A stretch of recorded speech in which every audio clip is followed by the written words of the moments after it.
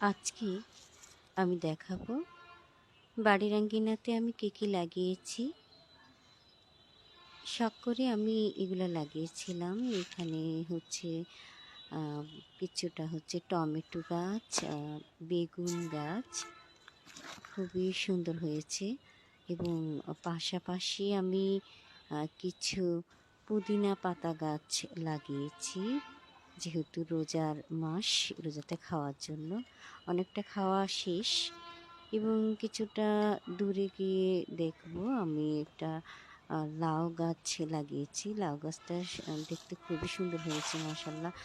আগাগুলো একদম কচি কচি, দেখতে খুবই ভালো লাগছে। এবং এটা হচ্ছে ধনেপাতা গাছ, বয়স বেশি বেড়ে গেছে। তারপরে লাগিয়েছি একটা ভাঙা বালতিতে আমি অ্যালোভেরা গাছ। আমার অনেক অ্যালোভেরা গাছ আছে।